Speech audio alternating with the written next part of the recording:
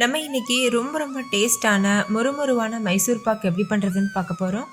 இது ஒரு பாரம்பரியமான ரெசிபின்னே சொல்லலாம். எல்லாரும் நினைப்பீங்க இந்த மொறுமொறு மைசூர் பாக் செய்கிறது ரொம்ப கஷ்டம்னு. ஆனால் அப்படி கிடையாது. 2-3 டிப்ஸ் ஃபாலோ பண்ணோன்னாலே போதும், பர்ஃபெக்டாக நம்மளும் வீட்டில் பண்ணலாம், அப்படியே பேக்கரிஸில் கிடைக்கிற மாதிரி. இந்த வீடியோவில் நான் ரொம்ப சிம்பிளான மெத்தட், அதாவது பிகினர்ஸ் கூட ரொம்ப சுலபமாக செய்யக்கூடிய மெத்தட் தான் ஷேர் பண்ணியிருக்கேன்.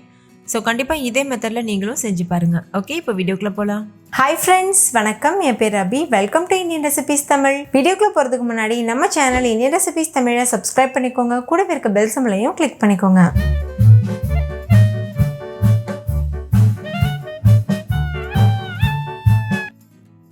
ஃபஸ்ட்டு இந்த ரெசிபி பண்ண ஸ்டார்ட் பண்ணுறதுக்கு முன்னாடி ஒரு ட்ரே ரெடி பண்ணிக்கோங்க. இது ரொம்ப இம்பார்ட்டண்ட். ஏன்னா அந்த டைமில் நம்ம ட்ரே ரெடி பண்ணுறது ரொம்ப கஷ்டம். ஒரு ட்ரே இல்லைன்னா அப்படி ஒரு பிளேட் எடுத்துக்கோங்க. அதில் பட்டர் ஷீட் போட்டுக்கோங்க. அப்படி இல்லைன்னா நெய் அப்ளை பண்ணிக்கோங்க. ஓகே, இது ரெடி பண்ணிவிட்டு இது அப்படியே ஒரு ஓரமாக வச்சுடுங்க. அடுத்து ஒரு மிக்சிங் பவுல் எடுத்துக்கோங்க. அதில் 2 கப் அளவுக்கு கடலை மாவு சேர்த்துக்கோங்க. இந்த கப்பில் தான் நான் கடலை மாவு எடுத்திருக்கேன். இதே கப்பில் தான் எல்லா பொருட்களும் மெஷர் பண்ணிக்கணும். இப்போ இது கூட 1 கப் அளவுக்கு உருக்கின நெய் சேர்த்துக்கோங்க. நெய்யை உருக்கிட்டு சேர்த்துக்கோங்க. ரொம்ப சூடாக இருக்கணும்னு அவசியம் இல்லை. நீங்கள் நெய்க்கு பதிலாக எண்ணெய் கூட யூஸ் பண்ணிக்கலாம். நான் இன்றைக்கி முழுமையாக நெய்யில் தான் பண்ண போகிறேன். சேர்த்துட்டு ஒரு விஸ்க் வச்சு நல்லா மிக்ஸ் பண்ணிக்கோங்க. விஸ்க் இல்லைன்னா ஒரு கரண்டி வச்சு கூட நீங்கள் கலந்துக்கலாம். கொஞ்சம் கூட கட்டிகள் இல்லாமல் ஸ்மூத்தான ஒரு கன்சிஸ்டன்சிக்கு கலந்து வச்சுக்கோங்க. இப்போ இது நல்லா மிக்ஸ் பண்ணிவிட்டு ஒரு ஓரமாக வச்சுருங்க. அடுத்து நம்ம சக்கரை பாகு ரெடி பண்ணலாம். இப்போ ஒரு அடிகனமான பாத்திரம் சூடுபடுத்திக்கோங்க. அதில் 2 கப் அளவுக்கு சக்கரை சேர்த்துக்கோங்க. எந்த கப்பில் கடலை மாவு எடுத்தோமோ அதே கப்பில் 2 கப் அளவுக்கு சக்கரை, கூடவே 1 கப் அளவுக்கு தண்ணி சேர்த்துட்டு ஹை ஃப்ளேமில் வச்சு சக்கரை கரையிறது வரைக்கும் வெயிட் பண்ணுங்கள். சக்கரை நல்லா கரைஞ்சிட்டு கொதி வரும்போது நம்ம பாகு பதம் செக் பண்ணணும். சக்கரை கரையிறதுக்குள்ளே ஒரு பாத்திரத்தில் 1 கப் அளவுக்கு நெய் சேர்த்துட்டு இந்த நெய்யை சூடுபடுத்திக்கோங்க. ஹை ஃப்ளேமில் வச்சு நல்லா சூடுபடுத்திக்கோங்க. சைடில் இன்னொரு அடுப்பு இருக்கும்ல, அதில் சூடுபடுத்த போட்டுருங்க. இன்னொரு பக்கம் சக்கரை பாகு தயாராகட்டும். இப்போ பார்த்தீங்கன்னா தெரியும், சக்கரை நல்லா கரைஞ்சிட்டு கொதிக்க ஆரம்பிச்சிருச்சு. இப்போ பாகு பதம் செக் பண்ணுறதுக்கு பாகை லேசாக தொட்டுட்டு இந்த மாதிரி 2 விரல்களுக்கு இடையே வச்சு இழுக்கும்போது ஒரு கம்பி மாதிரி ஃபார்ம் ஆகிட்டு உடையணும். அப்போ ஒரு கம்பி பதம் வந்துருச்சுன்னு அர்த்தம். இந்த ஸ்டேஜில் ஸ்டவ்வை மீடியம் ஃப்ளேமில் வச்சுட்டு நம்ம கலந்து வச்சுருக்க மாவு இருக்குல்ல, அதை உள்ளே சேர்த்துருங்க. சேர்த்துட்டு ஒரு விஸ்க் வச்சு நல்லா கலந்துக்கோங்க. நீங்கள் கரண்டி வச்சு கூட நல்லா கலந்துக்கலாம். கட்டிப்படாமல் நல்லா கலந்துக்கணும். லோ ஃப்ளேமில் மீடியம் ஃப்ளேமில் மாற்றி வச்சு கலந்துகிட்டே இருக்கணும். இந்த மாவு நல்லா திக்காயிட்டு வரணும், அது வரைக்கும் கலந்துக்கோங்க.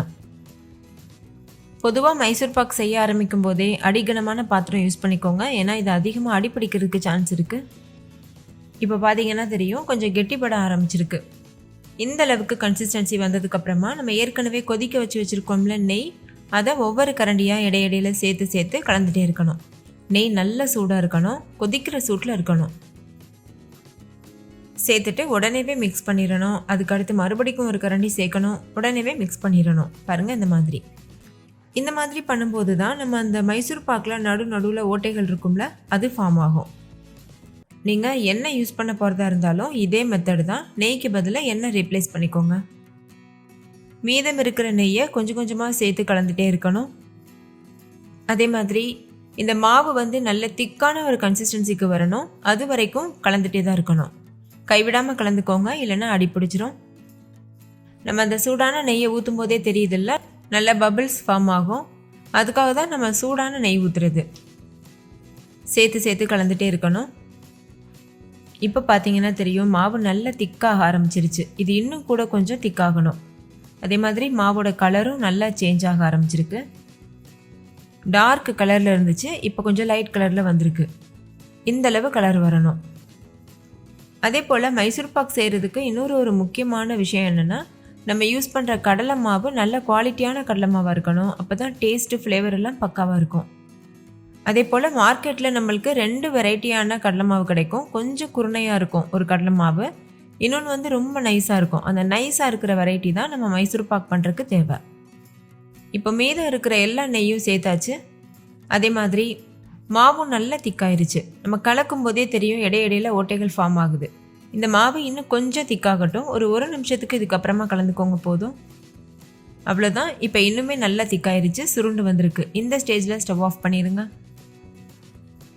இந்த ஸ்டேஜில் ஸ்டவ் ஆஃப் பண்ணிவிட்டு நம்ம ஏற்கனவே எடுத்து வச்சுருக்கோம்ல ட்ரே, அதில் சேர்த்துருங்க. எவ்வளோ சீக்கிரம் முடியுமோ அவ்வளோ சீக்கிரமாக இந்த மாவை அந்த ட்ரேக்கு மாற்றிடுங்க. ஏன்னா அந்த கடாயிலே நீங்கள் விட்டு வைக்கும்போது அது சீக்கிரமாகவே கெட்டிப்பட ஆரம்பிக்கும். ட்ரேக்கு மாற்றினதுக்கப்புறமா கொஞ்சம் வெதுவெதுப்பான சூடு வர வரைக்கும் ஆற வச்சுக்கோங்க. இது இப்போ அன்ஈவனாக இருக்குல்ல, லேசாக இதை வந்து ஈவன் பண்ணிக்கோங்க. இந்த மாதிரி ஒரு கரண்டி இல்லைன்னா ஸ்பேச்சுலா வச்சு சமப்படுத்திக்கோங்க. ரொம்ப அழுத்தம் கொடுத்துடக்கூடாது, ரொம்ப ஜென்டிலாக ஹேண்டில் பண்ணணும். அப்போ தான் அந்த இடையிடையில் இருக்கிற ஓட்டைகள் வந்து அமுங்காமல் இருக்கும்.